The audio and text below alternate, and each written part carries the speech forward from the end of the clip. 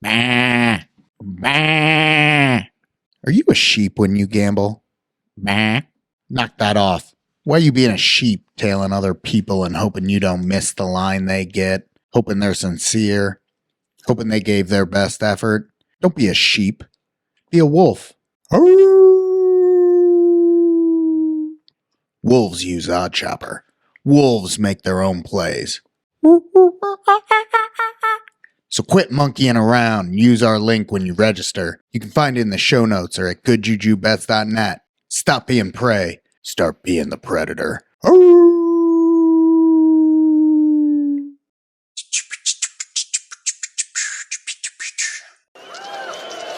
We can't lose. No, we can't lose. Enjoy it while it lasts. Gambling gods, fickle bunch. Oh yeah, so easily We offended. have a shooter and a good one coming out for a new point. Get your bets down, ladies and gentlemen. He's a rolling point is 9, place 9. 9 a winner. Got a hot hand. Place your bets, ladies and gentlemen. They bet on absolutely anything. Don't make them prove it. So that works to my favor, and that works against me too, because once people realize, I'm Obi-Wan Kenobi and I've got the lightsaber in my hand, they're like, oh, can you change this TV and that TV? You're tuned in to Gambling with Good JuJu. Welcome in, everybody, to Gambling with Good JuJu, where we are absolutely certain we're about to get rich because we turned a 300 to 1 into an 80 to 1 in the first weekend of the tournament. That's worth a lot of money, according to our guy, George Panagakis. Yeah. Alchemy. Don't forget to like, follow, subscribe to the show wherever you get podcasts. You can find all our content on goodjujubets.net, and we love interacting with fans via the socials. Check us out at Good JuJu Bets on Twitter, Instagram, and YouTube. Stop worrying about TikTok juice. It's going away anyway now. Right. Thankfully. On today's show, we are very excited to be joined by Ed Berry of Over Under Sports Bar in Chicago, Illinois. We're going to learn more about opening a sports bar in conjunction with FanDuel and the sorts of plus EV entertainment we can suck out of every visit to their fine establishment. Malicious. We are also talking March Madness, people trying to ruin our good time. Thanks a lot, Ohtani's interpreter, whose name escapes me. And MLB Opening Day is here on Thursday. Okay, let's kick things off. We ready, boys? Yes, sir. Do it. All right, first we're going to jump in and talk Ohtani and Porter. It's the big news of the week. Beep, beep, beep, beep, beep, beep. It feels like every week we get to do this now if we want to, the weekly. Yeah, nearly breaking news. Yeah, dumb people trying to ruin gambling. Oh, for yeah, us. that part. I don't know what I hate more. People who can't just be cool and keep us from having our good time ruined, or people claiming an illegal bookmaking operation in a state without legal gambling is why legal sports gambling shouldn't be allowed. Hello? These things weren't not happening before, but now with all the attention given to it, surprise, surprise, people are doing this. Anyway, all right. Look, Yeah, we're going to talk about the Ohtani news, but the Porter news is actually more concerning. If you have NBA players on minimum salaries willing to fake sick after starting a game in order to bank some additional scratch, we have a problem. So let's talk about that first. Juice, what do we know about the Jontay Porter situation? Jontay Porter. I found this out today. Michael Porter Jr.'s little brother. Did you guys know that? Yes. Yes. Okay, check. Two-way contract, earning $415,000 this season. They played at Missouri together. Ah, Yeah. that's neat. Yeah, college basketball. Can we get to the college basketball? Bragging rights rivalry. Mike Shaw was also there. Yeah. Oh my gosh. Whole litany of people going on there with Illinois versus Mizzou. All right, so Jontay Porter, fringe professional basketball player, right? Contract minimum? 10-day. 10-day. Got it. Yeah, so he got his second stint on an NBA team. Anyway, this guy a few months ago called in sick after he started, would you say? What do you know exactly what happened there? Something about his went eye. into the game, Yeah. and then he came out with an eye injury that had been bugging him. Apparently, Something like that. And then like a month later, it was like, oh, my tummy hurts. And he came out. Now we're only talking about this because some bean counter figured out that, oh my gosh, that was the most won money was on his player props that evening on the under.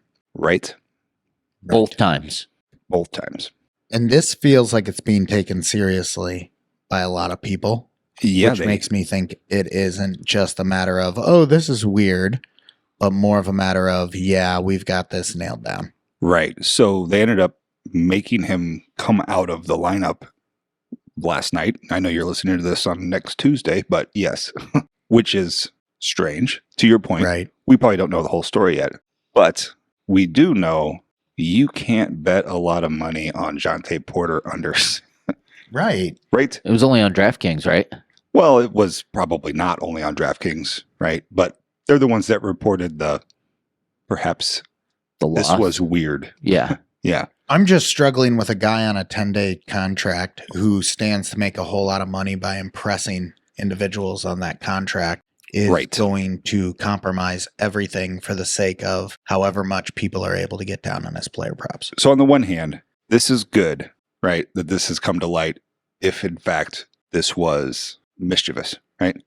Like this is Right. the whole argument for having legalized sportsbooks Right. because they're going to uphold the integrity. Right.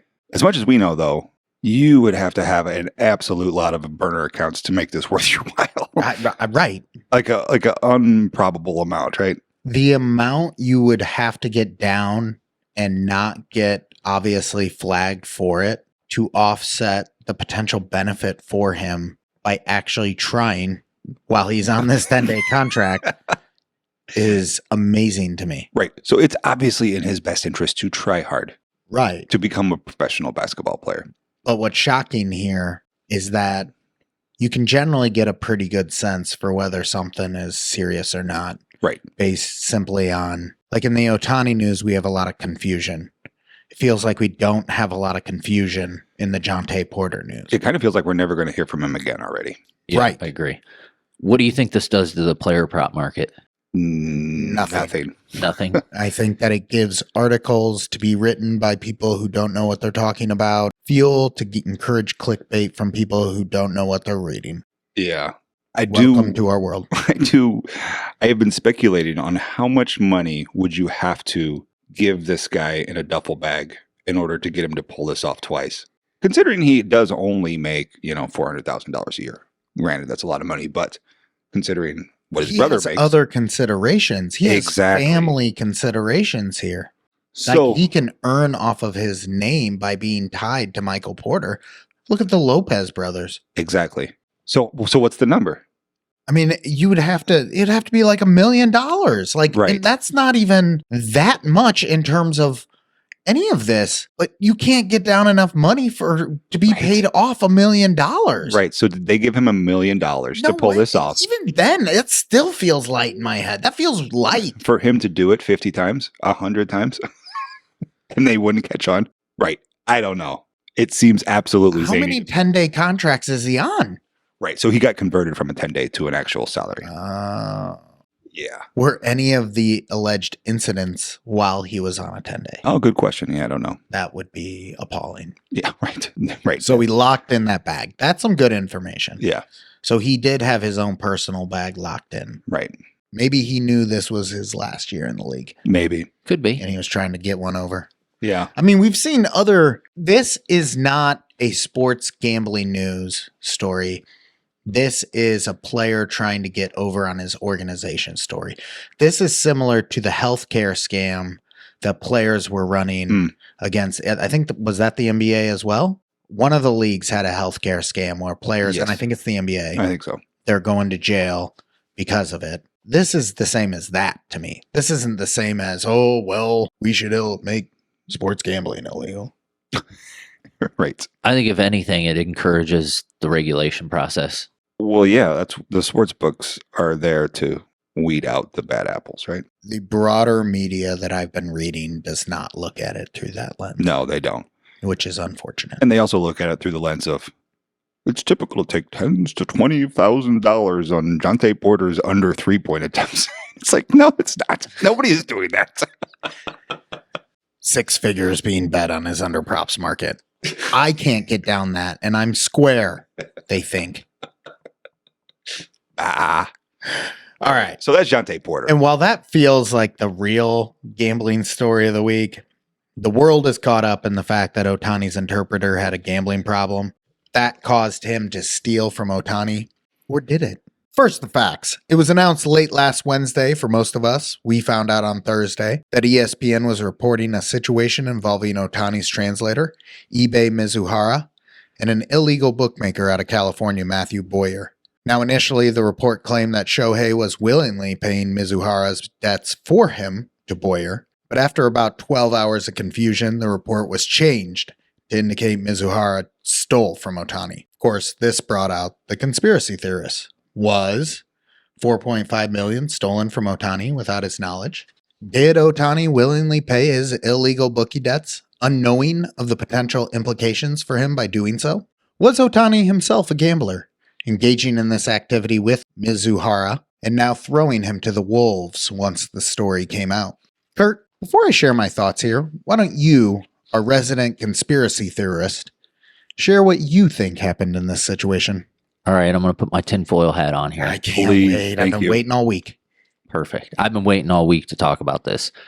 So this is a huge story, and I was on it from the get-go. I tried to find out as much information as possible on this because Shohei Ohtani is the biggest superstar.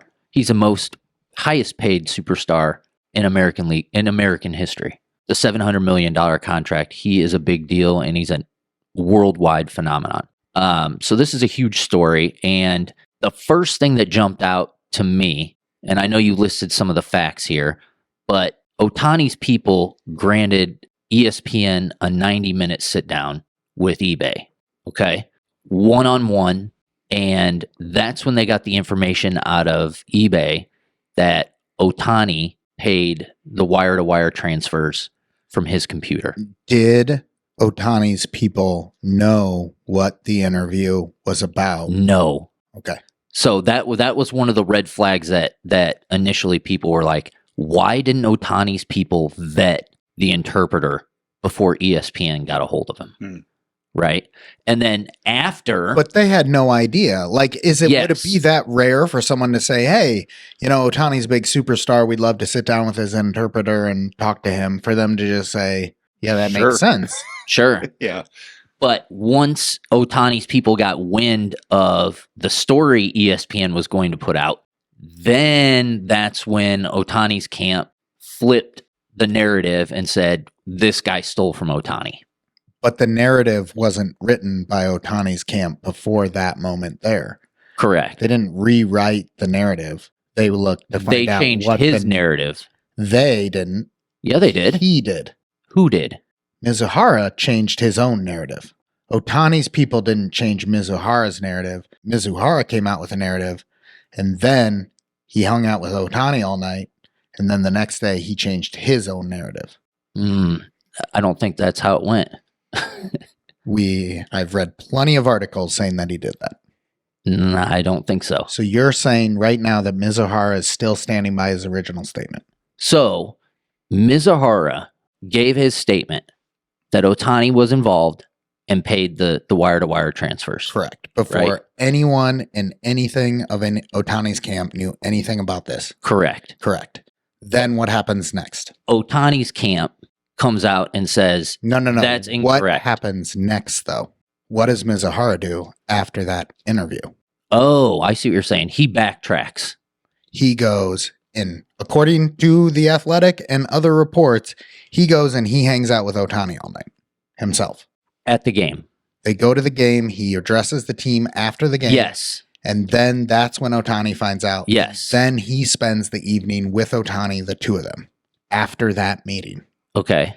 And then the next day, Ohtani's people come out and say, we don't know what he was saying there, but that's not what happened. Ohtani was stole from. And then he comes out and he retracts his statement and says, no, Ohtani didn't pay those debts. I paid them. Interesting. I took them. Interesting. So that's not. Now what do you think? I think Ohtani just absolutely funded the whole operation. You think he's a sports bettor? Oh, wait yeah. a second, wait a minute. You've already jumped to the conclusion. Hold on. We have to get to your logic to get to that conclusion. Sure. So you believe that Ohtani's camp came out. Okay, so now you have information that you didn't have before, Kurt. This is publicly reported. He hung out with Ohtani that night. The next day, after Mizuhara hangs out with Ohtani all night, Ohtani's camp then releases a statement saying, hold on, wait a second, no, Ohtani didn't pay any of his debts. And then Mizuhara that same day comes out and says, yeah, I was lying. He didn't pay any of his debts. Of course. Okay. So now then you jump to, yeah, Ohtani was gambling. So get to, how do you know that? Okay. So this is where it gets good. Out of the three of us, I am the only one with 15 years experience in illegalized gambling. Sports books, sports bookies, Yeah. card games, etc. Mm-hmm. Okay. Ohtani's interpreter makes $350,000 a year. Okay. Okay. The bookie he was with or booking with is a big time bookie in LA. Mm-hmm. Correct. He had $10 million in his safe when he got arrested by the FBI. Okay. So his clients are superstar athletes, rich people. Okay. Okay. He had a $4.5 million debt, which is essentially a $4.5 million credit line. Right. So the way it works when you get a bookie, Mm-hmm. and the reason why bookies are popular is because they operate on a credit line. Right. Right. So if you think about the amount that he lost, the $4.5 million, 1% of that is $45,000. He makes $350,000 a year. What bookie is going to give somebody an account that makes $350,000 a year Right. to lose $4.5 million, betting probably between $25,000 and $100,000 a game? So you have to look at the money. So, like, for example, if the three of us went and, like, let's say it was, we didn't have legal books here, right? Mm-hmm. And we wanted to get a bookie, Right. right? We could go to whatever bar offers the slips or whatever, and we could fish around and find somebody who would give us an account. Right. And the way it works is, if you don't know somebody, you start off very small amounts. Sure. So we would probably get accounts betting $25 a game, Okay. $50 a game, and they would probably cap us around $1,500 to $2,000. And then you settle. Okay. If you are well known, you can get up to limits. And I know these people who have accounts that are well known or well off, who are making $400,000 a year, business owners, bar owners, lawyers who have accounts. Mm-hmm. They're capped at around $2,000 a bet, $2,500 Right. a bet. Okay. So think about the amount that he was betting, right? Making $350,000 a year. And I know people who make the same amount of money who are capped at Sure. $2,500 a bet. No. Now, obviously, it's a different market being from where we're from to Los Angeles, but a major bookie in LA is not going to give somebody who makes $350,000 an account to bet that amount of money with that amount of credit limit. If Mizuhara had access to Ohtani's accounts, Right. he absolutely could show those accounts to Boyer, indicate exactly who he is, and have every credible reason to get a credit line established. Okay. So if he doesn't have access to those accounts, you're correct.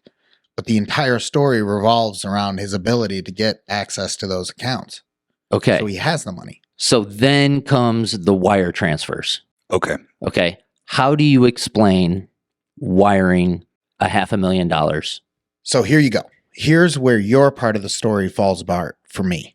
Ohtani's camp is opening an investigation and requested official law enforcement to look into it, and the Internal Revenue Service is looking into it. Right.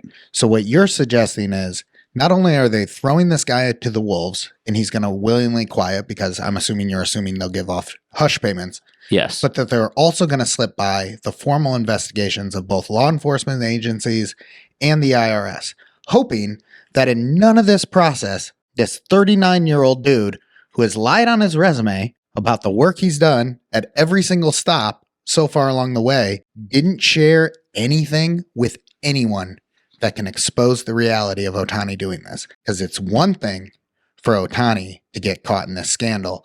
It's another thing to demand legal action about it and then get found out you were behind it the entire time. So how on earth is that going to hold up to that sniff test? So obviously, Ohtani's camp is going to do everything they can to put this off on him. So they can request all the police investigations and the IRS. What does that mean?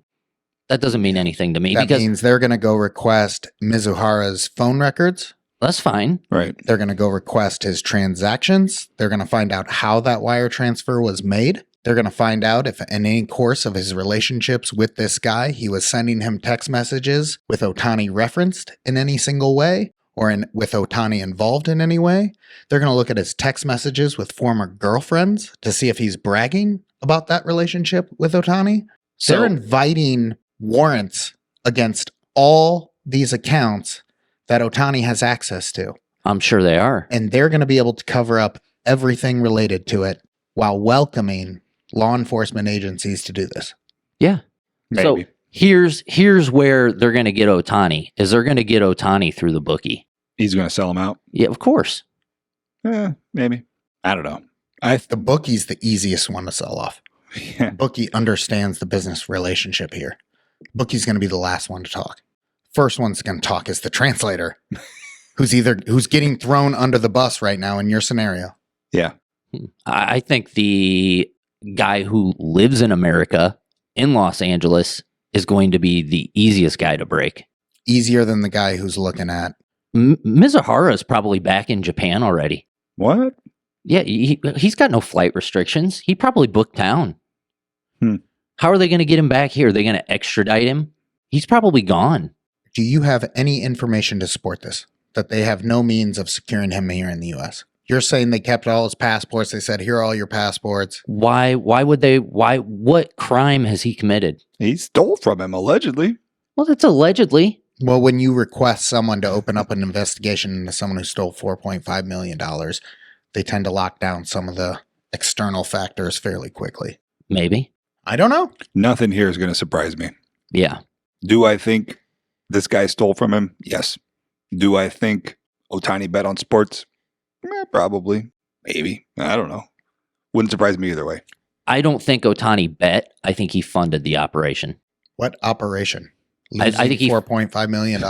He really bad gambling Yeah, operation. he funded the whole thing. So you think that this is Ohtani sitting around with his boy on the weekend going, all right, well, we got a soccer game today. Yep. I don't know. The whole thing that sticks to me is there seems like there's several points of deception from Mizuhara along the whole path, from his background to his resume, to his initial story, to the fact he addressed the entire team in English and not at all in Japanese, so that Ohtani didn't even know what was going on during that meeting, to the fact that after this, Ohtani's camp is going to legal channels to say, you need to look into this, you need to find out the truth. And that is a horribly scary idea if you know you did something.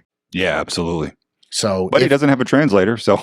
if he did, good luck covering it up. Right. I that's in 2024, that sort of trail with a bunch of people in their 20s gambling on sports. The idea that there's not a digital trail behind this is unfathomable Yeah. to me. Yes. The trail will be found, right? No questions on that. Yeah, they're going to get the bet slips. Or whatever it is. Yeah. It would be shocking to have such a misstep as to take a blunder of, yeah, I was gambling with an illegal bookie on sports that weren't baseball, sue me, to, yeah, I lied about the whole thing and then I opened up a criminal investigation as a result. Totally. Yeah, if I could put my tinfoil hat on for 1 second here. You guys think it's a coincidence that like 72 hours later, it's like, hey guys, why don't we look at this Porter guy? I mean, that's a good point too. I thought they were going to bury the story as soon as it came out. Ohtani? Yeah. It's too big. You can't bury that. It's too big. That's way too big. The Porter story, though, those are competitive leagues. I don't like. Yeah. Maybe DraftKings was like, hey, you know what? We've been holding on to this file. Maybe it's time. I mean, if Ohtani's completely innocent, I will absolutely walk back everything I said. Sure. I just can't get over the fact that this guy, and maybe he's that good of a deceiver that he was able to get an account set up with a big time bookie like that. If he has, it's very difficult to do. If he has Ohtani's accounts, but you have to know. You have to be in the know Like, that's what I'm trying to tell you. You have to know people to get these accounts. You don't think the interpreter for the biggest baseball player in the world is around people that would get him that connection? Like that, Yeah. you can fall into that connection when you spend your entire life hanging out with the world's biggest baseball star. That is very easy to find. You think who you going to go to on the Dodgers? This dude also wasn't the No, smartest dude in the You're world. at a party Yeah. because Mookie Betts invited you to some after party because you were talking to him in the dugout and you're there and Matthew Boyer's there and you're like, yeah, I'm Ohtani's interpreter. Yeah, we love to sports bet. Yeah, I would love to get hooked into this line of Yeah, credit. let's do that. Oh, I got to show you money. Okay, well, I can do that. Yeah, Here here's you my go. PayPal, dog. Let's do 4.5 this. million. Open it up. It's an illegal bookmaking operation. It's Yeah. not like he's doing a formal background check on you. Right. The question is, does Mizuhara have access to Ohtani's accounts? And if he does, this whole thing is plausible. Yes. If he doesn't have access to his accounts, Then it's weird. I don't know why your interpreter has access to your accounts. Yeah. That is super weird. right. Right. It's like, are you ordering cheeseburgers for him? But I also think of like the show Entourage. Yeah. And Where it's like Vinny everybody. Chase could have been missing $4.5 million and he would not have the slightest clue, and Turtle totally could have had it. So Right? You guys saw that show. You get it. my bank called me for trying to deposit $500 Kurt, into Circa. You are an ant. You aren't the same species as Ohtani I in the understand financial that, world. but- No, Yeah. When you make a wire transfer for $500,000, you don't think the bank is calling him? Somebody I don't makes a think the call, bank is calling Ohtani. and you can't even talk to him. I think the bank is calling some random financial guy who sees a whole lot of transactions from Ohtani for very high amounts going out of his accounts on an ongoing basis. Yeah. And when they do call somebody, they're calling this guy. Kurt, $700 million. I know it's deferred, but if you got a contract for $700 million that you were allowed to defer because you had so much money, $4.5 million is nothing. That's not anything you would see. What's Ohtani buying that's $500,000? A What car? weird Who knows? question. A bedroom Why is A that set? weird high-end question? escort. One night with a high-end escort, $500,000. There you go. Who knows what he's spending his money on? You are thinking about this from the world of Jolly St. Vic. Jolly St. Vic. Yeah. This is a human being whose existence you can't even comprehend, and none of us can. Nope.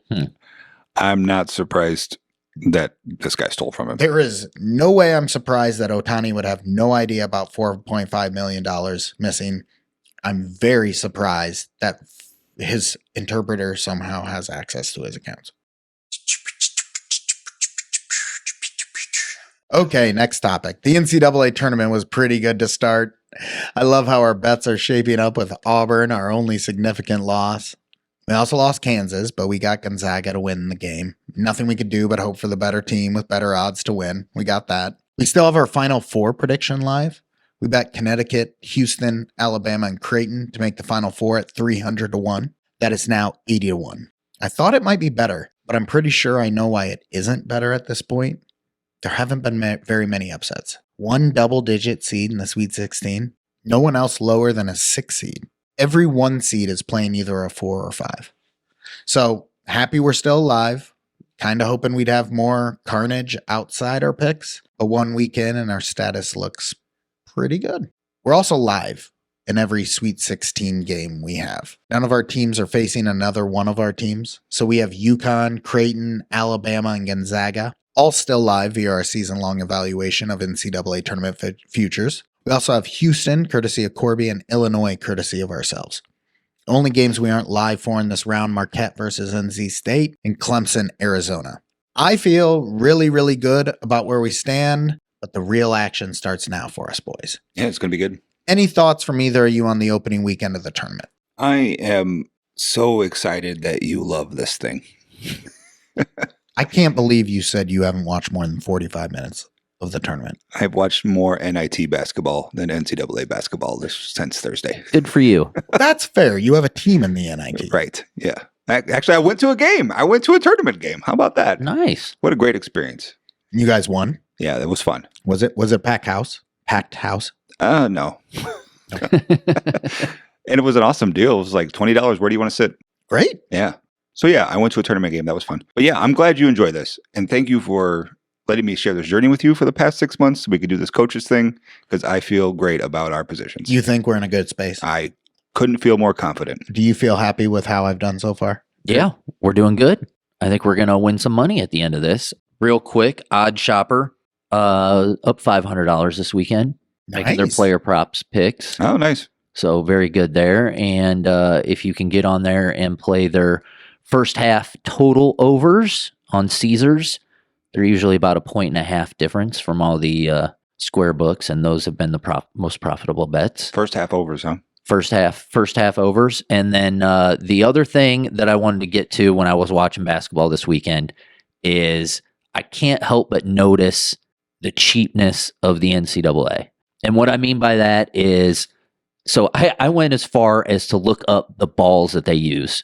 Why they're bright ass orange? So I can't believe how many missed layups and missed shots from 2 feet from the basket with the ball rolling around and hitting the rim 5 times. And so I went and I looked up the ball, and of course it's a cheap $100 basketball. And I look at an NBA basketball and it's like $250. And I'm like, why are you guys using these balls? And then I'm like, why are you using these rims in this tournament, these flimsy rims? Remember when we bet that Corby? Yep. That tournament where it had those rims? Yeah. The Maui rims where guys couldn't make shots. And it almost seems like they're using the same type of rims on these backboards. And I don't know why. Because the balls, they go in, they go out, they hit the rim 4 times. Guys are missing layups, 2-foot shots. And I'm like, what is going on here? Are you bringing on a new conspiracy theory I here? think so. I'm not bringing on, no, because it's universal for all the teams. They use the same rims and balls, so they all play to the same rules. But I'm just like, why don't we upgrade the equipment we're using here? Are you sure that the NBA ball is better than the NCAA ball, and not that people vastly prefer to own an NBA ball over an NCAA ball, Well, therefore making the price way more? I do not own an NCAA official ball, but I do own 2 NBA official balls. Yeah. And they are a thing of beauty. Have you shot with them? Yeah, they're very nice. Yeah. There's a reason why they're $250. We're going to have a science experiment here. But just the rims alone when you watch an NBA game, right? Versus you watching this NCAA game. I mean, night and day difference. I've never once had this thought process in my head. Well, so the players aren't good enough. The ball's not good Right. enough. Not good enough. The The rims aren't good enough. I love your perspective on college basketball. I have no idea whether the things you're saying is true or not, But you know what? but I love that your head's there. The Houston, He's watching the games. The Houston Texas A&M game was great, despite that one kid shooting 5 for 25. He's just sitting there going, they're using the Maui rims. I know it. Right. He has no evidence that they're using the Maui rims, but he's sitting there going, I Those- know it. Those rims suck. Upgrade your game, It was the NCAA. translator. Yeah, it was the translator. Everyone, keep supporting college basketball. Illinois is playing on Thursday. I'm so excited. I'm not going to waste all of our time continuing to drone on this topic. Last topic, MLB season is here. We talked with Derek Carty last week on the show. We sprung for the at-bat X model again this year. We're pumped for the start of MLB season. Fellas, what has you most excited about the start of MLB? Kurt cooking steaks. Me cooking steaks, watching baseball all day, having 35 to 50 prop bets on Thursday. Jesus Christ. Day one. Day one, out the gate, firing. Breezy's top 5 things to be excited about this baseball season. That's right, we're running out a top 5 list. Number 5, watching MLB tonight when they cut into commentary to announce one of my guys has hit a dinger. Oh, I love that feeling. I hate Dinger Tuesdays, but I love that feeling. Number 4, listening to Kurt complain about how poorly he did betting 30 units on the All-Star game. Number 3, trying to talk to RJ about this Cubs athletics series in mid-September when he has definitely stopped trying to pretend he doesn't hate baseball. Yeah, mid-September when football started. I think you're really going to be on that Cubs athletics series. Is it in Chicago?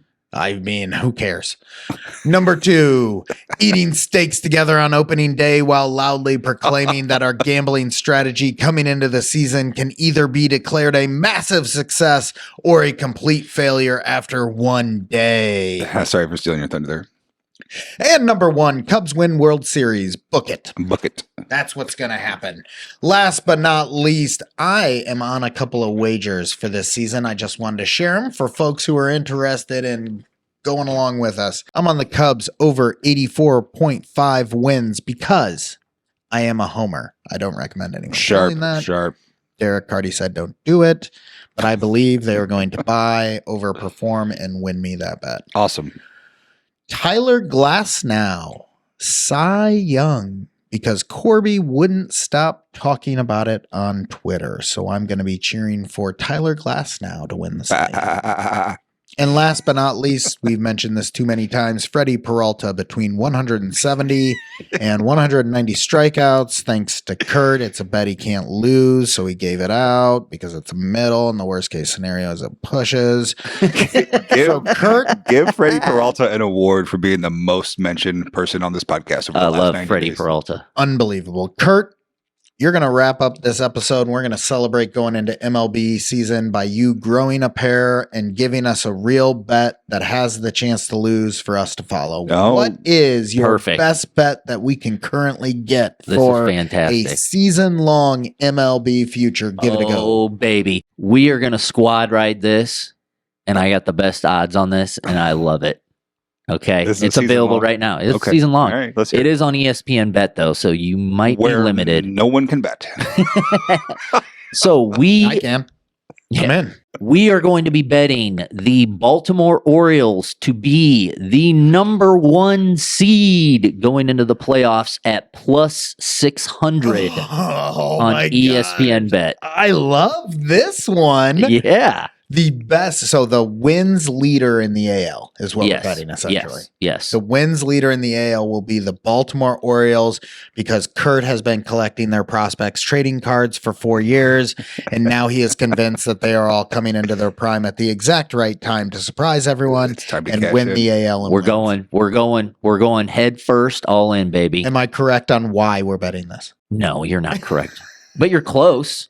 I mean, Because you love the young guys on the team. the young guys are getting ready to roll, They got baby. a ton of young pitching too, not just Oh my God, they have they traded for Corbin Burns. Love their pitching staff. Oh, Okay. yeah. All right. So, Peter, since you're not limited on ESPN Bet, my translator will call you and let you know how much to put down.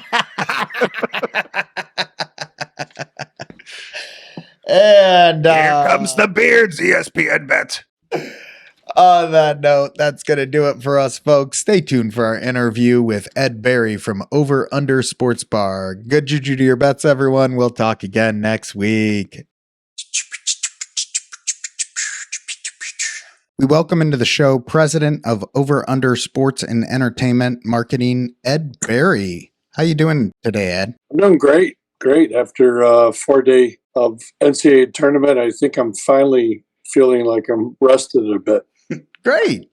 So before we dive into the weeds here, one thing we definitely want to know, do you bet on sports yourself? A little bit. More in the beginning as a curiosity to kind of figure out what it's all about. And I enjoy talking to people about what they're doing. And I think, you know, a lot of these people that come into Over Under are looking for an activity. And it's something to do while they are watching a game, and then that way they have a little bit of a vested interest. So then you get your occasional row of sharps that tend to sit on the far right side of the front bar, and I can count up a good $15,000 to $20,000 worth of bets coming out of those guys.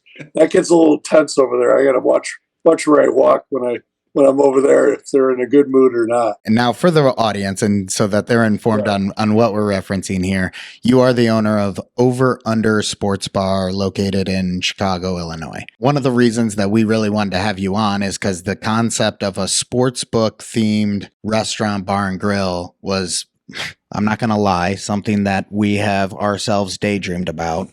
But as opposed to our lazy dreams, you're the one who actually went out and made it a reality. So first of all, I'm just the crazy guy who actually did it. Kudos to you. We are one of several million young males, older males, whatever we may be, who are dreaming of it. And you're the one who goes and pulls it off. So kudos for that. Second of all, can you share a little bit about what your restaurant is and how it came to be? Yeah, I've been in professional media sales, a bunch of magazines in my early days, and most notably Rolling Stone. Had my own rep firm, worked my way into some other websites. Microsoft had a portal called MSN. I helped start that in the Midwest, and then eventually ended up over at CBS and was there for 13 years. Half of that time helping them manage the sports sales for interactive and then entertainment sales after that. And just gave me a big idea of how people think and how deep they go in their websites and they're relying on information. And then we start thinking about what I could do with Over Under, and sports betting became something legal on mobile apps back in first quarter of 22. And I knew it was coming. And the thought process was, why should I have to go to a suburban casino to be in a sports book? Why can't the sports book come to my local favorite tavern? And then we started just thinking about it a little bit more. And I went to some partners and said, hey guys, I need to raise a little money. And I was amazed. I had like 10 people right in a row, like, oh, I'm in. I love it. And there was an article that you guys read from Chris Altruda of sportshandle.com 2 years ago, actually. And then he had another one the other day. And Chris was writing about how we're onto something. Next thing I know, I've got all the major sportsbook contacting me saying they're looking for a partnership. So that's how it came about. And we ended up partnering with FanDuel, and it enabled us to get sports odds on screens inside the bar, enable us to put their logo on the sign out in front, so people actually would come in and say, is this a FanDuel bar? And are you the manager? And I'm like, no, we own the bar and they're our partner. And then we just started integrating it more where we could gamify the atmosphere and get people to have a chance to win something besides a bet. Or if they signed up for FanDuel, they got a chance to get some merchandise. And it just took off. And next thing you know, we got a packed house and everybody's saying, during COVID, I was locked in my house. I finally got to go out. Now they unleashed these mobile sports betting apps. And I really don't want to just watch a game. I want to participate. And sports betting is the way we can participate. So thanks for doing this. And it took off from there. So it was kind of fun that we had a hunch and it just, everybody took to it quickly. So you mentioned the gamification of basically what you're talking about is building the restaurant experience as more than just the food and entertainment, but you're creating almost like you're competing with bowling night for some folks. You're competing with, these other entertainment experience driven trivia night, those sorts of examples out there. So with this particular concept, what are some of the gamification benefits, or what gets the endorphins going for the sports gamblers in your space? There's a couple things. At the core of what we're doing, we have people that we hire who are more or less like concierge, but they're betting ambassadors. And their job is to drop knowledge on people. Don't tell them what to bet, but be knowledgeable. Tell them how the matchups look, the prop bets, understand how to do teasers, whatever it is. Educate people, make them feel comfortable. I think we get a fair amount of new bettors, and then you got that maturing group right there that want to be better bettors, right? And then they want to learn how to do parlays the right way, and other bets that are not just standard. What we do by gamifying it is that we came up with ideas like betting raffles and something we call the Better Bingo, Bettor Bingo. And we went through FanDuel, and they had to go through legal, and each one of them took about a month to get approved through legal. But if we go around and somebody has got an active FanDuel bet, and let's say they've got $200 worth of bets, the first $20 gets one raffle ticket. Every 10 thereafter gets another raffle ticket. So your $200 worth of active bets will get you 19 tickets. Well, we keep doing that around the house, and what we're offering is that 2 hours, we're going to give away something like $50 of a cash deposit back on your betting line if you win, as long as it's on FanDuel.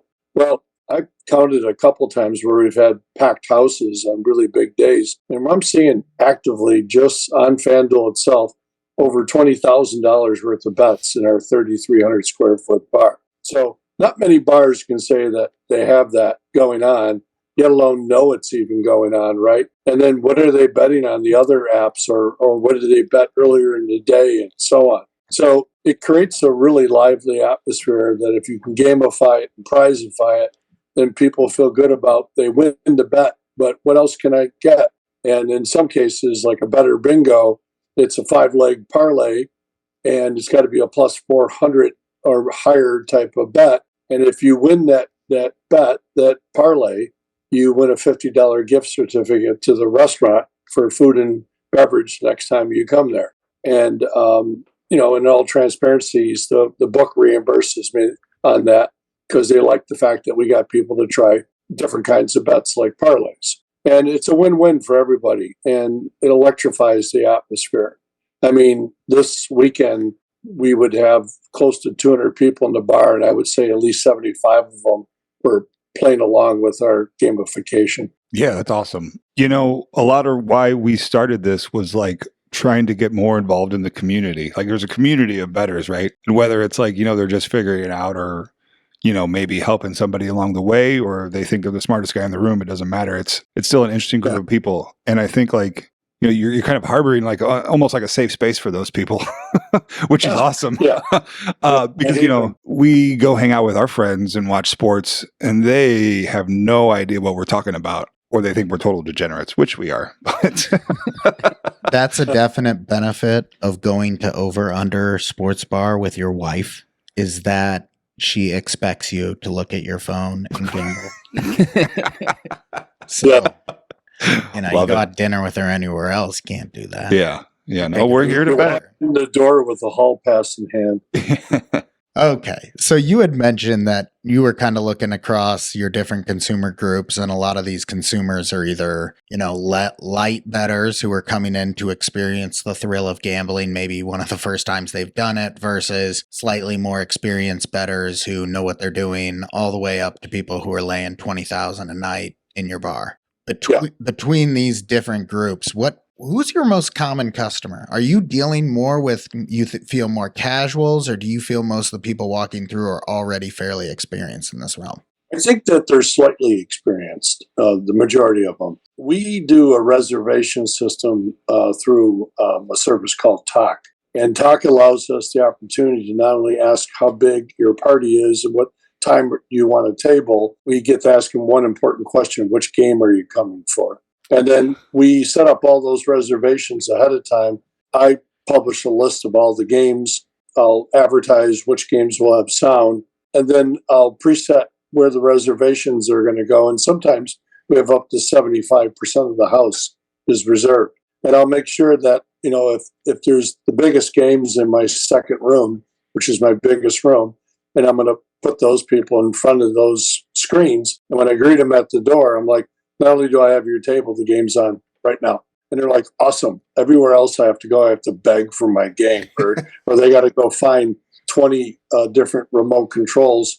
Right. And we have the benefit. We have about $250,000 in electronics in our bar. And because the bar is really more of a test kitchen for what we want to do, and taking this into other bars and more over-unders too. And we've worked to have a mobile app where I can control 63 screens through my phone. And so when I'm walking around, I can change the screen in front of the person.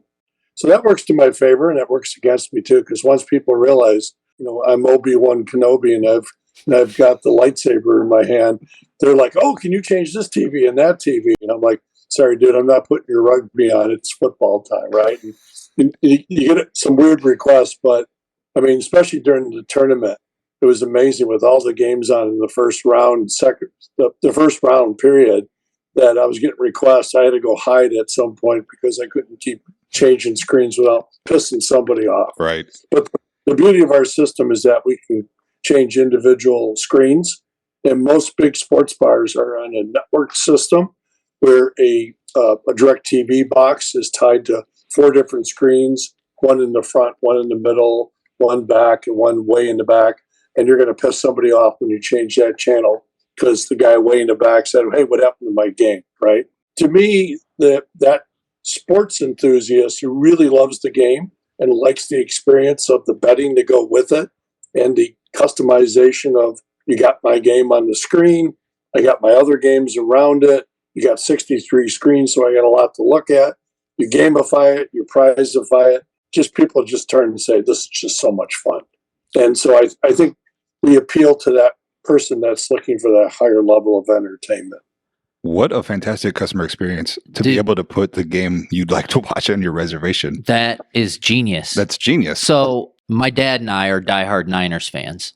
And Nice. every time he comes into town, we get together and go watch the Niners at a sports bar. I can actually tell you that every single time we go into the bar, it's like we're looking for the Niners game and they don't have it on. So then we got to ask somebody, "Hey, can you put the Niners game on?" So I imagine NFL Sunday, you have all the games on, and anybody who's coming into the bar who makes that reservation can just say, "We want to watch the Raiders Bengals." Okay, we'll take you to that section. Yeah. And boom, you're right there. I mean, that's absolutely genius. I love that. You're going to love this other part. Our next level of technology, and we're hoping we get it ready for football or at least early next year, is that we're working with an independent technology company that is helping us add to the ability to select through my phone how to embed odds into an existing TV screen on the wall. It creates an L pattern, and imagine the column up and down the left side and a row across the bottom. And if I know that's the 49ers and the Ravens game, I can put those odds on the column and the bet bites going across the bottom. And if the next game over is Bears and Packers, I can put it on that. And then when my betting ambassadors go around, they're watching what people are, staring at, what game they're into. And let's get deeper into that. And you don't have to look into the odds. I have it on the screen for you. So I'll save you the time looking at your phone, and you can watch the game at the same time. So that's what we're calling plus mode for our OU plus systems. And we hope to have that in the next 6 to 9 months. Do your bet ambassadors do any type of training or any preparation work or anything along those lines to make sure that they're keeping up with, individuals who host their own sports gambling podcast? I think you guys would challenge them in that way, but we hire people that love to talk about sports and have an interesting perspective, and are not afraid to use some numbers to support an argument, right? And I think in a lot of ways, like in my early days of doing any kind of gambling, sports gambling, it was horse racing, and you would start to read the form, and you're like, "There's too many numbers." You gotta pick a few numbers that really will help you just make that simple decision on your bet. And I think we try to simplify the process and help people understand that what you like about that team is great, but they're a little vulnerable in that way when they're playing this team because they got a great cornerback. And statistically, you might have some problems, right? Where the real strength is for that team versus this team might be here, and you throw some supportive numbers out. Then you let them decide from there. I think the person coming in there just needs some guidance more than they need you to dump a bunch of numbers on top of them. Do you worry about potentially any of the ambassadors, not necessarily steering customers a certain way to bet on games, but just throwing out, "Hey, so-and-so's betting this, I would bet this." Yeah, got a hot tip. You know what I mean? Yeah, got a hot tip, something like that. That's one of our bozo no-nos. Yeah. We can't do that. You're allowed to say what you're betting on. That's okay, but that's me. But I think in what you're looking at, here's some key information you need. My older son, he's 24, and he's a basketball aficionado. He actually memorized the stats of every starting lineup of every team in the NCAA tournament.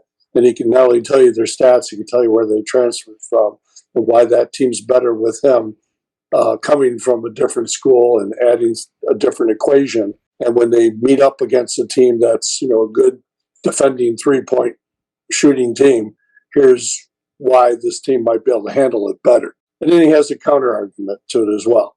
So, if anything, he might even confuse people because he's making a good case for both. And I'd rather have him do that than just say, this is a surefire bet, take it. Yeah. Right. I can't think of anything worse than a restaurant offering a high emotional wagerer who's been drinking a losing bet that then he finishes the game and looks back at you guys and go, I owe you what for this? Yeah, right. Exactly. You're buying my beers. That doesn't help. Yeah. All right. So anything we can expect to see in the future from an engagement perspective with consumers or with customers at your restaurant? Yeah, I'm trying to, we're moving off of FanDuel and we're probably moving closer to an agnostic model. And 85% of the people that walk in our door already have FanDuel. So we're trying to get 15% of people to sign up. Acquisition is important in the industry, but the industry is getting to a point where it's got to have a lot more to do with retention. And, and in marketing, that would be customer relationship marketing, right? And people want to enjoy the experience more, right? And if you came in there and you're a DraftKings person, you may not be comfortable with me asking you to switch. And I should treat you as a customer that, if that's your preference, that's okay. Let's just talk about, the matchups and the opportunities. But let's face it, most books are similar and with odds. There might be a hook difference on the betting odds, unless you're something like a Circa that has a little bit higher, more aggressive odds for like hardcore bettors, right? I think what you're going to see is we think that there's a higher level to tie in a sports book that might have an affinity program where you're developing points. Take like a Fanatics. Fanatics has Fan Cash. And you earn fan cash points if you make a bet. You earn fan cash points if you buy apparel. And you also earn fan cash points if you buy a collectible through Topps because they own all three. And they allow you to take those points and make a bet, buy a T-shirt, or put it towards a collectible, right? And then imagine tying that all into as we go out and we bring our OU Plus, our technology, into other sports bars, is our expansion plan. So instead of having 10, 20 different over-unders, we're going to bring this betting ambassador sportsbook technology and people into other sports bars to help them be a sportsbook bar on big days. So imagine taking all that affinity on the sportsbook side and tying it back to a bar group that has 50 bars across the United States. And all of a sudden, you're creating a new currency in that. And then imagine if you as a consumer are going out and you see that, this is an official OU Plus bar and a sticker in the window or something of that sort. You're going to get some help with betting ambassadors. You're going to have a chance to engage and have a chance to win more, whether it's a straight up prize or something tied to the affinity program to get your points on a loyalty basis. And as a bar, you say, look, this is great because I get repeat customers. They're happy and they may want to stay longer too. So we think engagement is going to be the key to the future because it's going to be common that you have a bet and you're playing along with the game, but you want something else going on. Let's face it, most of these younger people have this ADD edge to them and they can't just do one thing at a time. They can do 3 or 4 things. And this falls right into that, that kind of preference. From what you've noticed, do your customers typically have 0 books already on their phone, 1 book, or multiple books?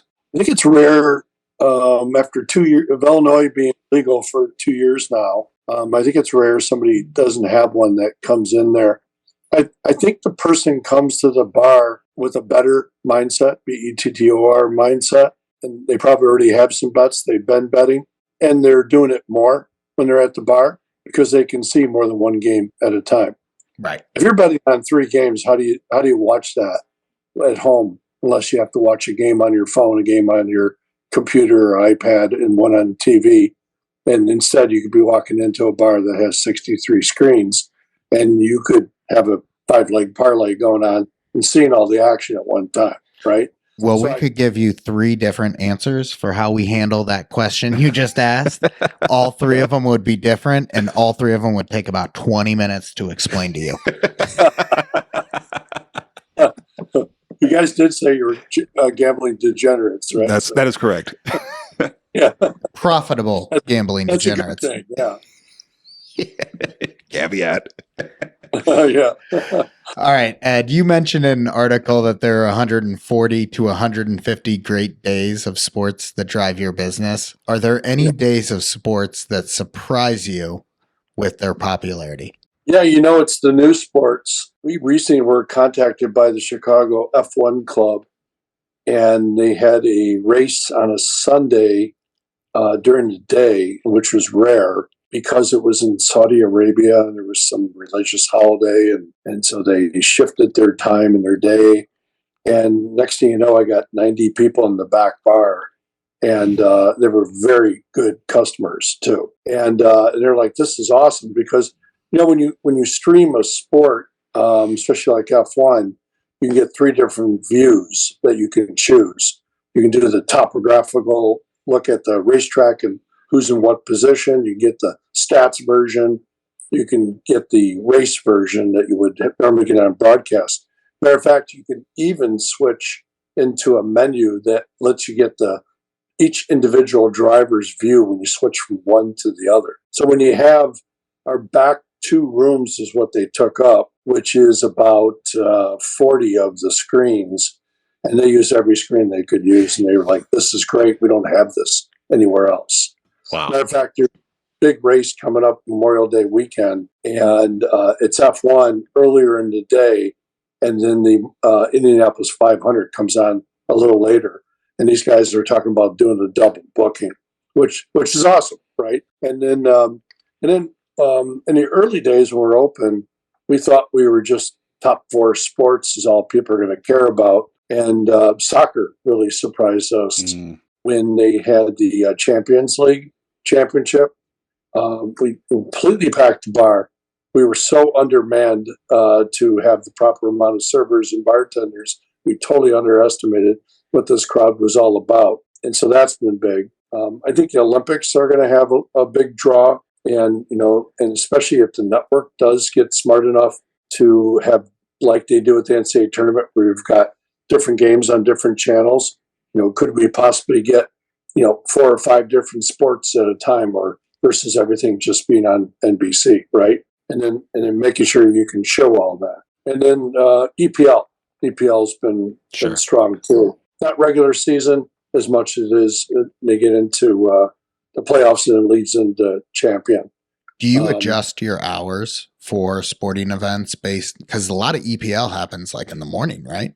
We did in the beginning, and you tried finding a bartender who'll start at 6 in the morning, and it's very hard. And then we said, guys, sorry, we can't do the 6 a.m. We can do it at 9 a.m. Right? Yeah. And then some days you get a lot of people. Other days you get 4 people, and you're like, oh boy, what did I do here? Right? Yeah. But it pays off when you get into more of a playoffs and that type of thing. They appreciate it.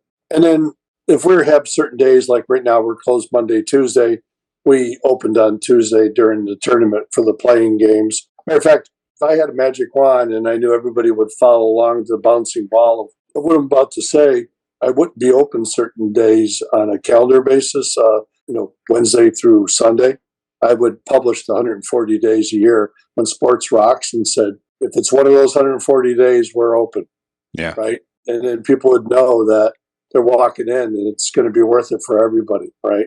The hard thing about the sports bar, you live and die by the sword. And some days you don't have that much in the way of sports, but you got to be open.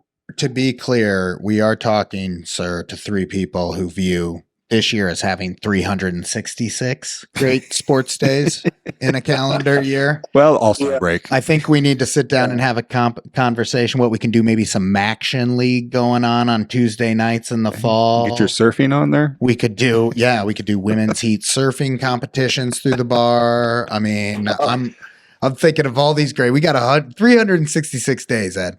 We can have a lot of fun with it with sports. Got to find bartenders. Reinvented the calendar. I like it. Yeah. All right. Last but not least, we're going to let you go. What's your go-to menu item at your restaurant, sir? The over-under burger. Yeah, it's awesome. It's pre-made a certain way. It's the only way you can get it. We got plenty of other burgers that you can, change up and make how you want, or take this off and that off. But over-under burger comes one way, and we get raves on it. It's really the go-to. Can't wait to try it. Well, I think we got to know, what are we looking at for beers on tap? Oh, sure. Yeah. I want to get that question in. Yeah, we've got 20 beers on tap. We rotate 4 and keep 16 on a regular basis. We don't go with the 10 of them changed every week for craft brew. We find our craft beers we like, or what our customers like, and we stick with them, right? One of the things that we had off that we added back on was Guinness, and it's our second biggest seller for the last 3 weeks. St. Patrick's Day helps, but Sure. I think people just like the product so much. The best thing that people like is, you can buy a 16-ounce beer, and for an extra $2, you can go from 16 to 24. It's called the Go Big beer, and it's a domestic beer like Coors Light, Miller Lite, Bud Light, or Modelo. And by far, that's what people buy. I mean, people tell me, keep that burger and keep those big beers coming for $8. That's all I care about. That's great. How about you got Malort on your shelf? We do. Okay. I want to tell you though, as a former Jägermeister drinker and haven't done that in a long time, I think Malort's the worst tasting liquor in the world. That's why people like it. That's why I call it ass in a glass. Love it. Yeah. On that note, Ed, thank you so much for taking the time to talk with us. You can find Over Under Sports Bar at 2723 North Halstead Street, Chicago, Illinois, or get more information online at overunderchicago.com. Good juju to your bets, everyone. We'll talk again soon.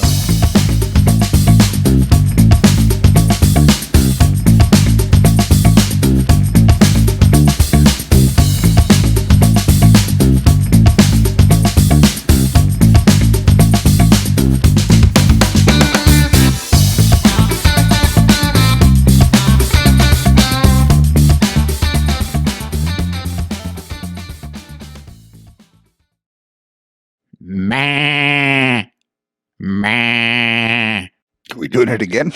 Yeah, are you auditioning here? Just trying to work on my bars. Yeah, that's a good boss. Ba da da ba. I mean, you're pretty good at the animal sounds. My elephant's the best, but it takes practice to get good at it, and I haven't done it in a long time. Yeah, we don't want to just do that one raw. I like the subtleties between a goat and a sheep. It's one of my favorite things to do. Yeah, okay. It's all about the M versus the B. It's Mm. meh. That's a goat, whereas a sheep is meh. See how it's different? Yeah, It's the M versus the vastly B. different. Yeah. Is You need the M with the goat, and you need the B with the sheep. that all you got? Oh, no alligator or anything? I've got a whole. I'll do everything. Yeah. But, That's maybe recurring. I like a basic cat. It's pretty fun.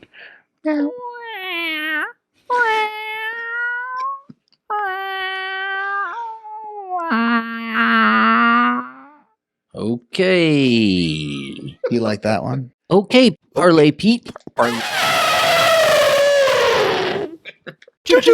Is that a good elephant or is that a good elephant? That's pretty neat. Is that a good elephant, Kurt? Fantastic. Welcome into the show, everybody. Right. Today on Animal Sounds. What's that guy's name that alligators ate his arms off or whatever? What? Steve something, right? Didn't he get eaten by alligators eventually? Irwin. Steve Irwin. Bear Grylls, is he alive? Yeah. He is? Yeah, of I course. thought he died too. No. I thought those idiots all die We all die. Yeah, we all die. because of the stupid shit they do. Right, because of the Look, it's easy to live with the bears. You just cover yourself in their feces and eat their corn out of their poop, and you're good to go. Oh You my can stay God. with them. what in the world? They won't eat you if you do these simple things. Somebody's been watching too much YouTube documentaries. Right. Now, in order to Discovery reach Channel. these bears, I had to drink my own urine for 2 straight weeks while I traversed the wilderness. But it was worth it. Better than ranch soda. Never mind that there was a helicopter crew that flew in behind me to record all this. Record this. Yeah.